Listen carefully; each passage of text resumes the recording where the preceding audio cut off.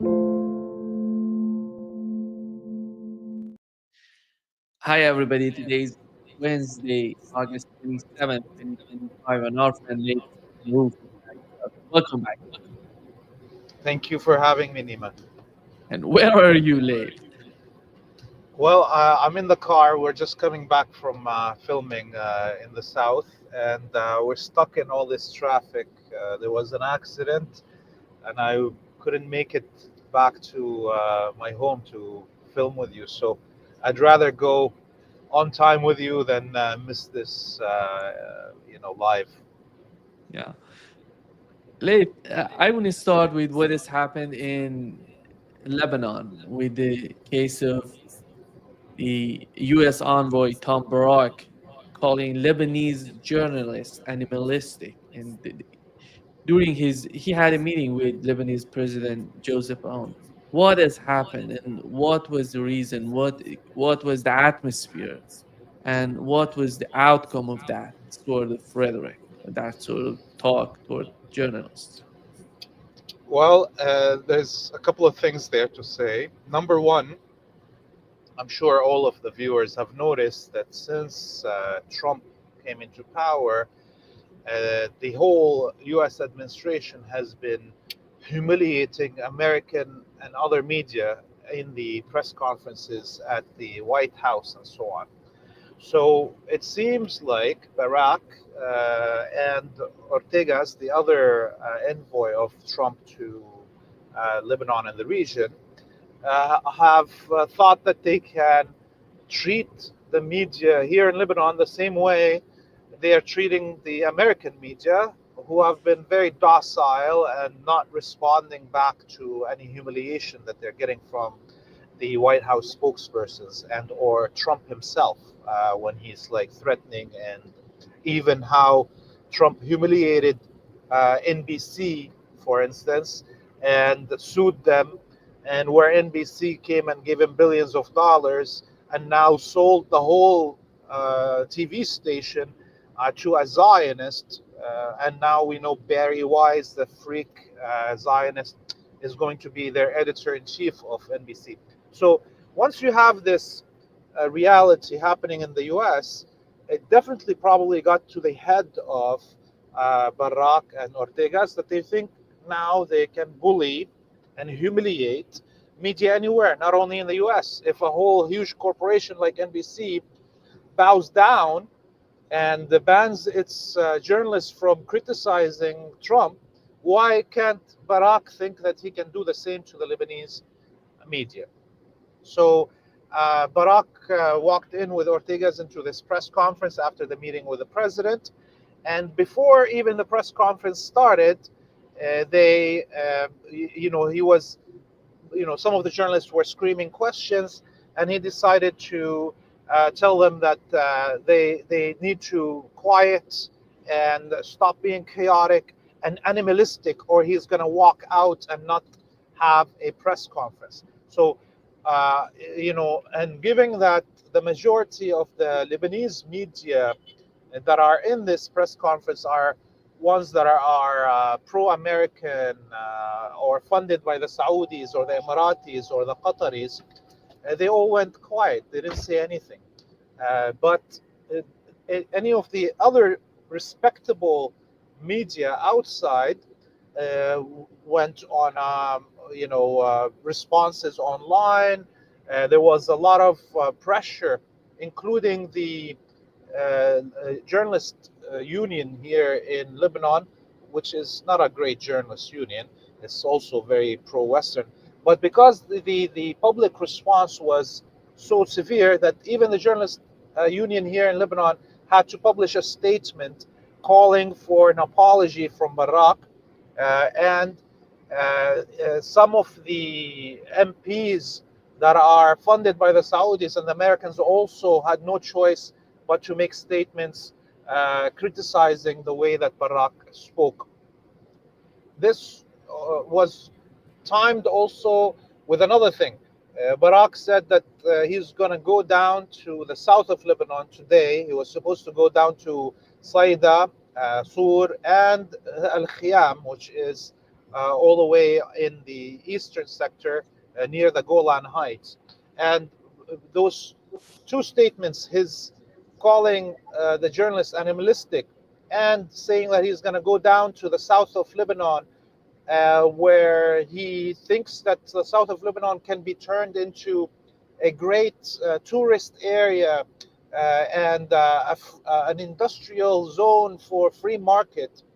That triggered calls for demonstrations all across the south of Lebanon, and many of the localities, including Al Khiyam, were out really early in the morning to demonstrate against his arrival, which prompted his cancellation for his visit to the south of Lebanon. So now he's back in the palace.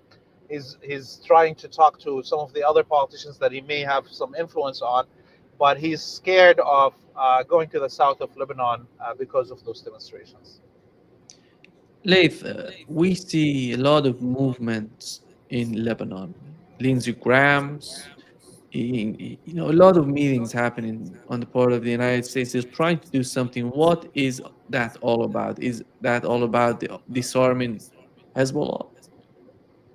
Yes, yes. So you had Lindsey Graham. I mean, when Lindsey Graham arrives in your country, that's an indication of how bad the plot is gonna go. The only person we're missing to end up like Ukraine is to have Victoria Nuland also come here.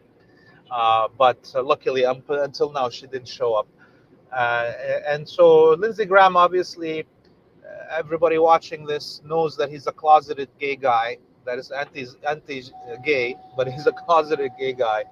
And the way he was also talking to the Lebanese public was even, I think, more humiliating than the way Barack was talking.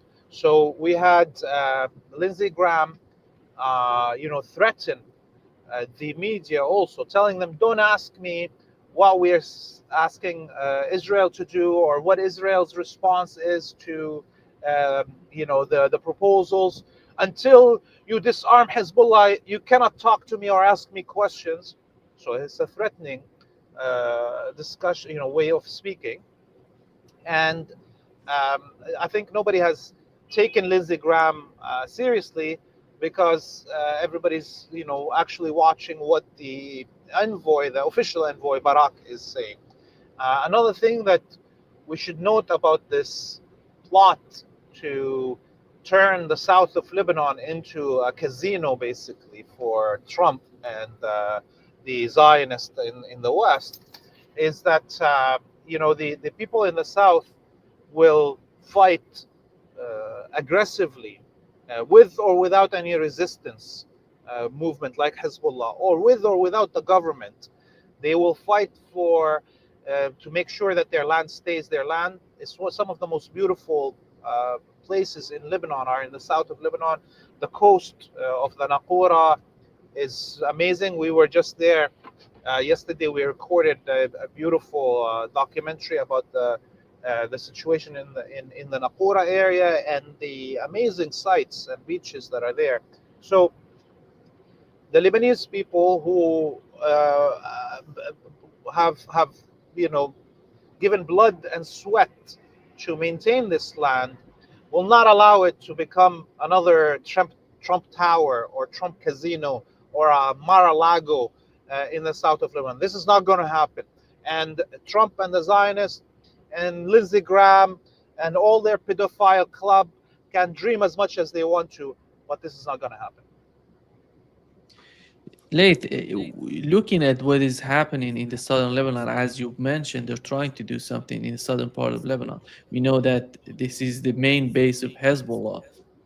And before you told us that the government in Lebanon is trying to do everything to avoid any sort of aid coming to Lebanon to help these people in the southern part of it. And then Americans come in and they want to do something in southern part of Lebanon. It seems that they're trying to convince people in the south that they can have a better life if they accept Americans in the southern part of Lebanon instead of having any sort of other aids from the region. Those people who are closer, in terms of the the strategy, the sort of mindset they have, but they want something. It's not just about helping the southern part of Lebanon, it's just somehow changing the atmosphere in the southern part of Lebanon.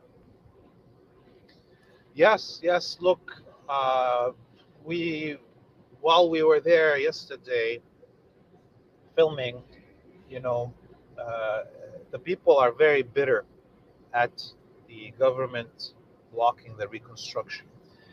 The Naqura village, for instance, had only 10 houses that were damaged during the 66-day war and the months before it, the whole year before it, of a back and forth between Hezbollah and the Zionists. And only after the ceasefire came into effect did the Zionists go into Naqura, and they were rigging house by house with TNT and blowing it up. They blew up all the mosques and the Husseinias, which is the seminaries for the Shia sect.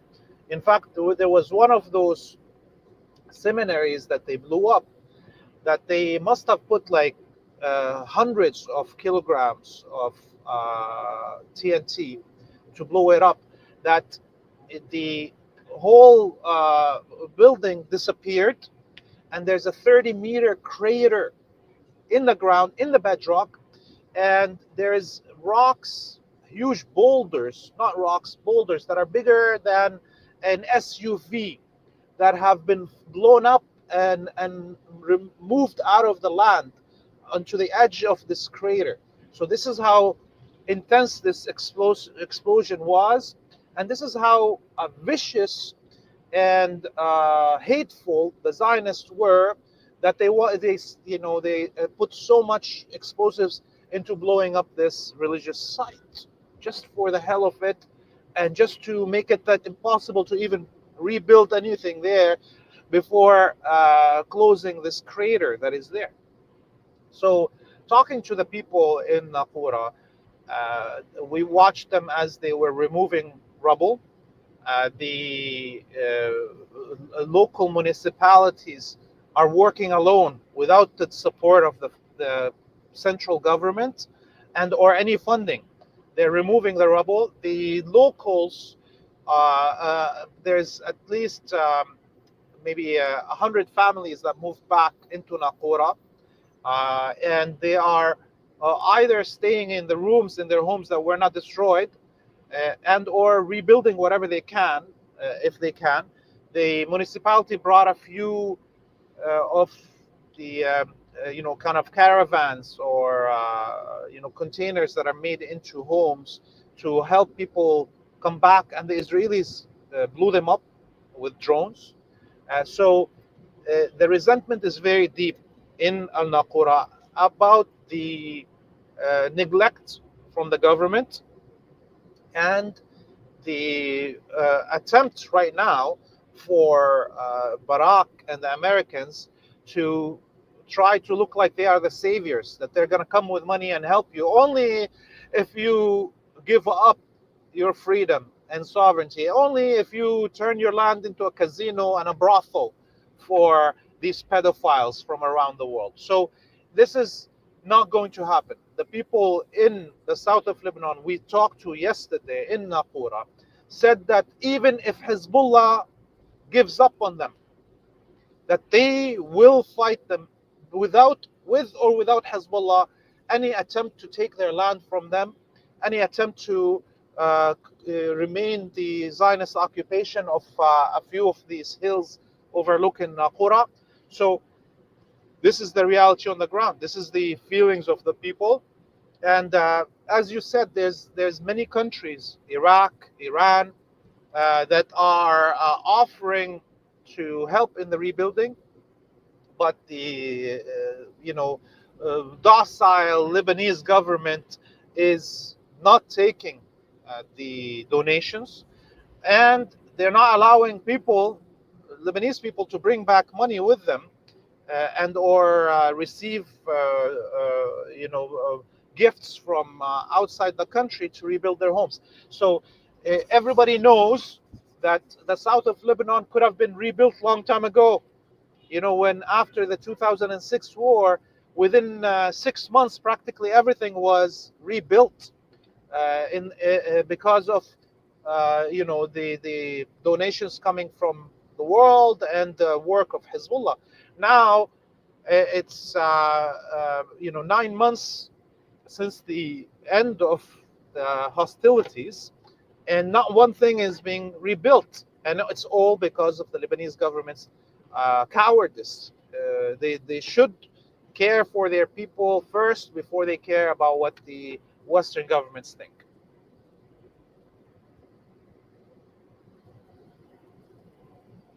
You're muted, Nima. Yeah. It seems all these attempts on the part of the United States is to somehow manage the situation in Lebanon. And do they really talk about what's going on between Lebanon and Israel and the way that Israel is attacking Lebanon? Do they have any sort of communication? Are they trying to help the government in Lebanon? Let's assume the government is somehow trying to play in their hand. But what do they deliver to this government in Lebanon? Barak and Ortegas were in the Zionist colony 2 days ago. The Barak negotiated or spoke with the Zionist there, and he came back with nothing. I mean, he, in the public statements, was saying that Israel should match the steps that the Lebanese government is taking. But the Zionists said they're not going to do anything, obviously. And, Lindsey Graham coming this time and speaking, saying that there will be no discussions with Lebanon until they disarm Hezbollah. There will be no pressure on Israel until the Hezbollah is disarmed. This is actually an indication of the desperation of the West. The government of Lebanon right now is in a much weaker position because of the statements of Barak and Lindsey Graham than they were before. I mean, if the Lebanese government wanted to, follow the dictates of the Americans, they could have probably in a better way before these statements of Barak and Lindsey Graham. So we now hear the Prime Minister have told Barak that the Lebanese government is incapable of disarming Hezbollah, and that if it works on disarming Hezbollah, it needs support, meaning it needs direct American involvement to disarm Hezbollah. And that is something that actually Hezbollah probably would like. We know if American troops come down on the ground here in Lebanon, there'll be hundreds of them in coffins sent back in pieces to the United States. And that's a better battle for Hezbollah than to have to kill other Lebanese in the Lebanese army that would have been forced to disarm them. And Hezbollah wouldn't want to kill Lebanese people. So let the Americans come. Let them come. Last time they came in 1982 to disarm the PLO, and the PLO believed them and disarmed itself. The Palestinian factions got on boats and were sent to Tunis. The next day, the Sabra and Shatila massacre happened. 3,000 women and children were raped and chopped up into pieces on live television in 1982, and there was not much live television then. So you could imagine, this fresh history in Lebanon, how much it's in the minds of the Lebanese public. There was a survey done on one of these pro-imperialist television stations. The journalists were out in the street doing streeters, and it's live, so they couldn't really edit out people that are pro has resistance. So the journalist was asking people, "Hey, are you for or against disarming Hezbollah?"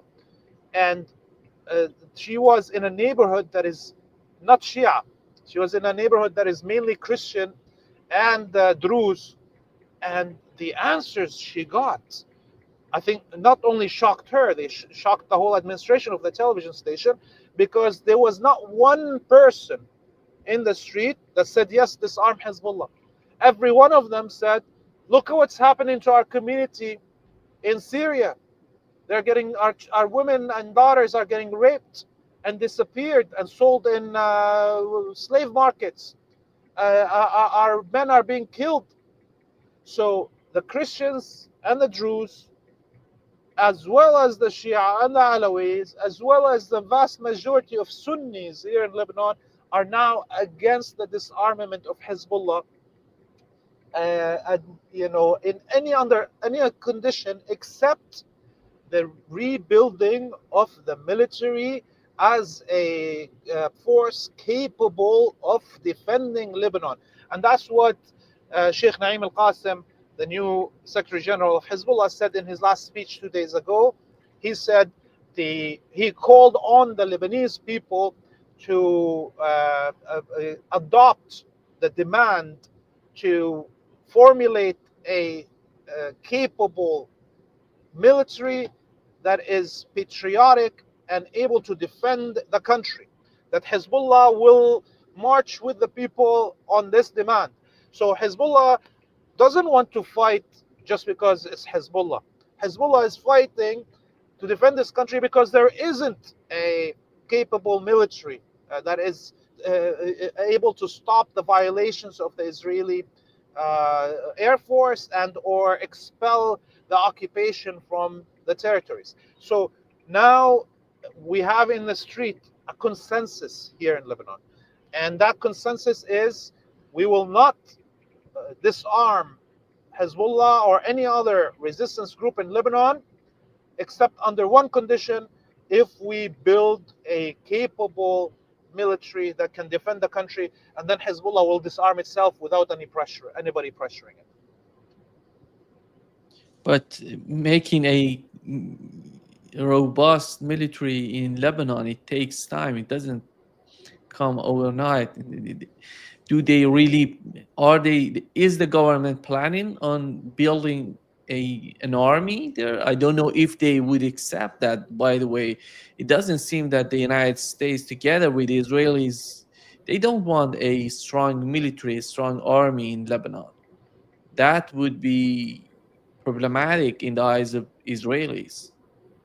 You are definitely right there, Nima. This is what the Zionists want and the Americans. They don't want anyone, not only in Lebanon, but the whole region, to be capable of defending themselves against the pressures and force of the Zionists.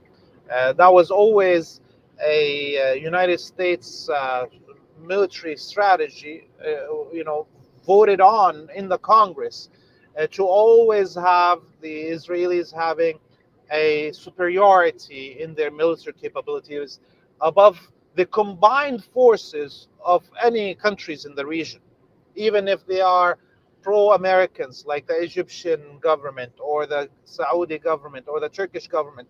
If you look right now at the capabilities of Israel right now, the combined forces of all the other countries here are less than it. And this is why they went on a rampage to destroy the Syrian military, which was the only possible, bordering country that could have fought a full war with Israel. So, they will not allow Lebanon, the United States will not allow Lebanon to have a capable military that could defend the country. And the agents of the United States, like Prime Minister Nawaf Salam, will also not want to have a capable military because their masters wouldn't want them to. Now, that doesn't matter. Why? Because what matters is what is the will of the Lebanese people.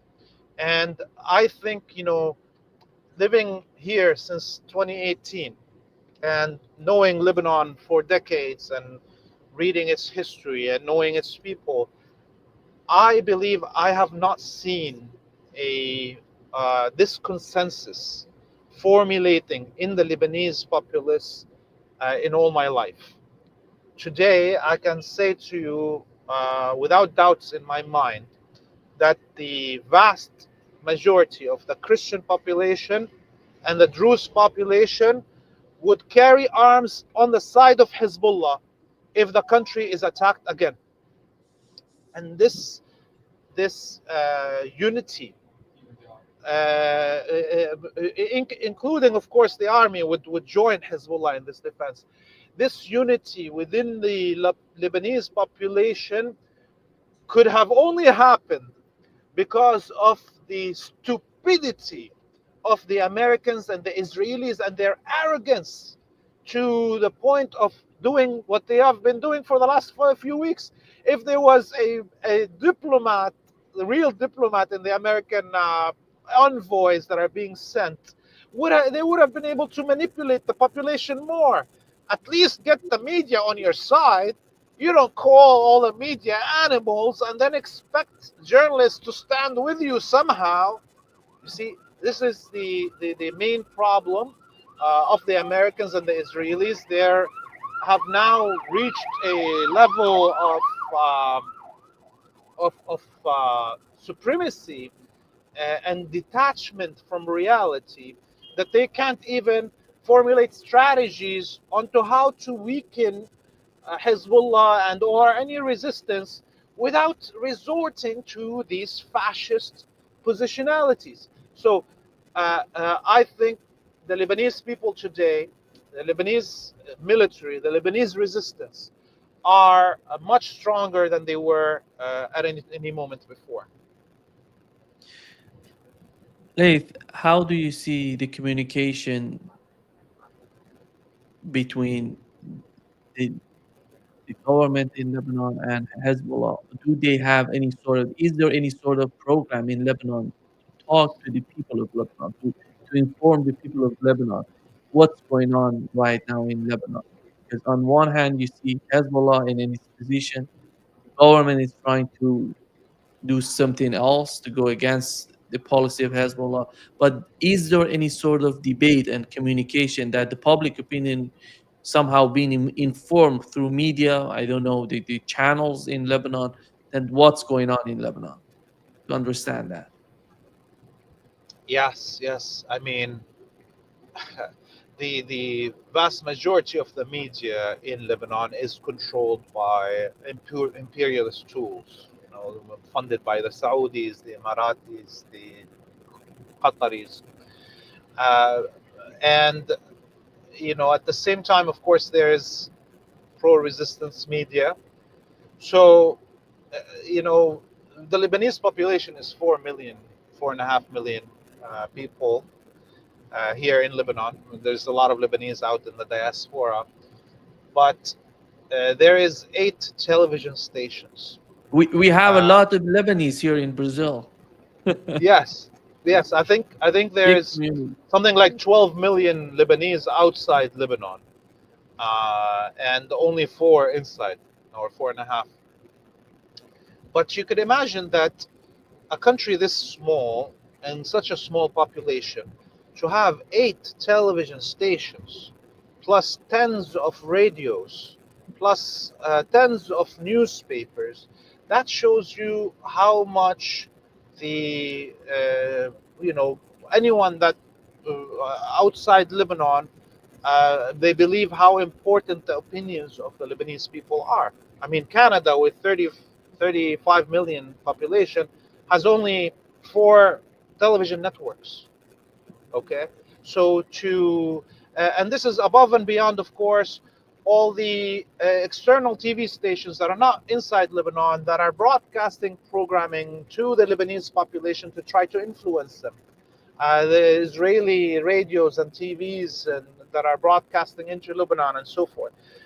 The Saudis, the Qataris outside, all of this. So this is one of the most propagated, propagandized populations in the world, Lebanon, and this shows you how crucial the opinions and the actions of the Lebanese people are to the whole region.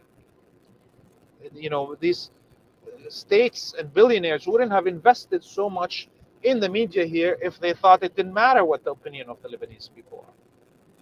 So yes, there's constant, talking to the Lebanese people from all sides.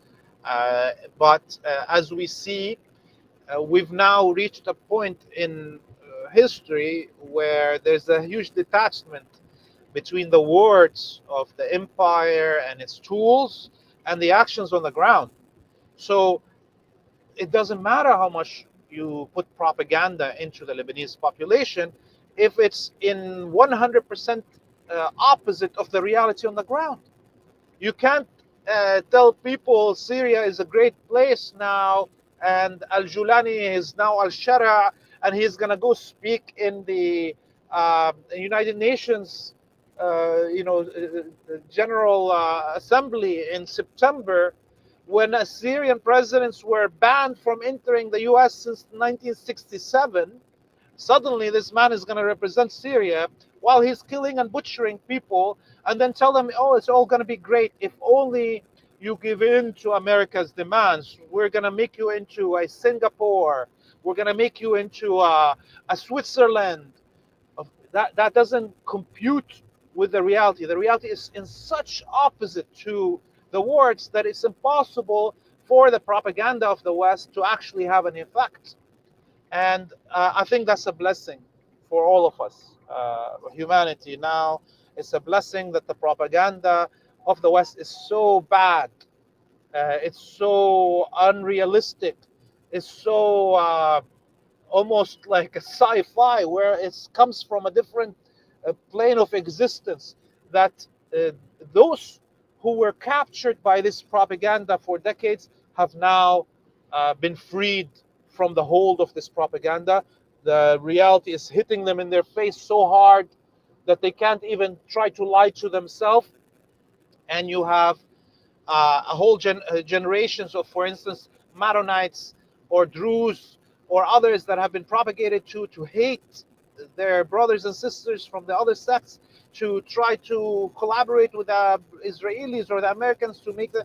Now those people know that their salvation as Christian Lebanese, as Druze Lebanese, as Sunni Lebanese, is through resistance and national unity and consensus against the plots of the external powers. Late, we had Israelis attacking Yemen. It seems that it was some sort of a assassination mission on the part of Israelis, but it in the aftermath they claimed that it wasn't an assassination. We didn't want to assassinate. But what's your take on that? What was the main reason of attacking Yemen? And they attacked the. Go Go ahead. ahead, Chris. Go ahead. Yeah, well, look, the Israelis have a huge problem in Yemen, which is they have practically zero up-to-date information on the ground. They don't have many spies. Those who collaborate with the Saudis and the Emiratis are in the south of the country, not in areas that are controlled by the Sana'a government. And the population of Yemen that is under the Sana'a government control are very united. The government is giving them all the services it can: electricity, water, supporting their agriculture, and they are united together. Every Friday, millions of people are out in the streets in Yemen expressing their solidarity with the Palestinian people, the axis of resistance in general, and they have pride in seeing that their country has reached a technological stage that it can fight the United States by itself. Not only fight the Zionists, but fight the United States. That's such an honor for a country of this size. So, as we see, the Zionists have decided to target things that they know are there. like the electricity plants, like the water distribution, like the bridges. That's really what it is. They couldn't find uh, information about people that they want to assassinate. They attacked the presidential palace. Everybody knows where the presidential palace is, and of course, Sayyid Abdul Malik al Houthi is not a king or a president, so he's not in the presidential palace and will never put himself in a place like that that separates him from the people. And so they just blew up a building that was empty, right? So there was no possibility of success for the Israelis in assassinating any important figures. And now that the Israelis are openly attacking infrastructure, the civilian infrastructure, and the presidential palace, we have heard from the Yemenis that they will be responding in kind. So we should be expecting that in the next few days, some of Israel's electricity generation infrastructure will be attacked.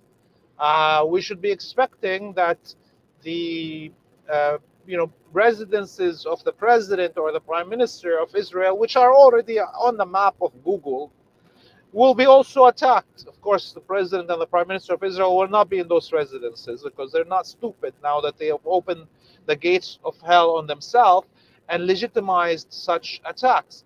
So Yemen will be retaliating in kind, and it's an indication of desperation of the Israelis to make this tactical mistake of attacking infrastructure, civilian infrastructure in Yemen, and official residences for the president, as the palace was. And we had an attack on Gaza on a hospital, which was so much tragic. And they attacked the hospital. Then when the journalists went there to see what has happened, and they attacked the journalists as well. And a lot of people came out and condemned what has happened. The Israeli prime minister said that Benjamin Netanyahu said we didn't want to do that. And do you think for many people they don't understand the reality of what's going on in Gaza? Was that something new, or they're doing this each and every day? Yeah, it's a normal procedure for the Israelis to kill media that is covering their crimes. It's also now a second nature of the Zionists to attack hospitals and medical facilities and kill medical workers. They want the Palestinian people to suffer as much as they can, to make the life of anyone who's injured under threat of actual death. They want to raise the percentage of people that die after injuries. That's what they've done for decades, and this is what they've done since the beginning of this genocide in Gaza. What was interesting about the brazen act of attacking those journalists while they're live broadcasting, and to then attack the other journalists and rescue workers that arrived again on live television, is how this you know um, created a schism within the Zionist colony itself. The pressure, the attacks were so disgusting that much of the even allies of Netanyahu in the West, governments in Europe and so on, had to say some critical words. And the evidence is so clear that there was no way to deny it. But we heard in the end Netanyahu come out and make a public statement in English saying that this was a mistake.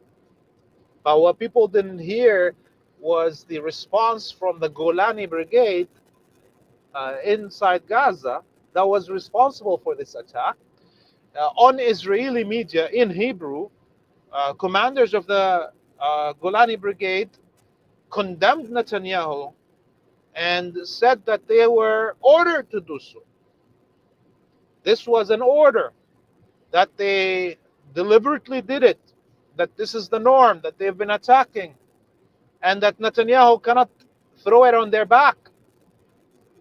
Okay, so now, because the Zionists are so used to, um, you know, bragging about their crimes, for Netanyahu to suddenly say it was a mistake, it angered his base, that they've been killing for him. These soldiers in the Golani Brigade have been committing war crimes for the eyes of Netanyahu. Now he's trying to throw them under the bus. So they rebelled in the media, the Golani Brigade, and doubled down on saying that this was deliberate.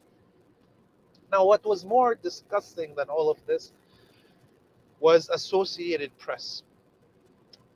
Remember the journalist that was on the roof of the building of the Nasser hospital was manning the stationary camera for Associated Press that is broadcasting live on YouTube and others, that all the media take as a clean feed and put it on their TV stations.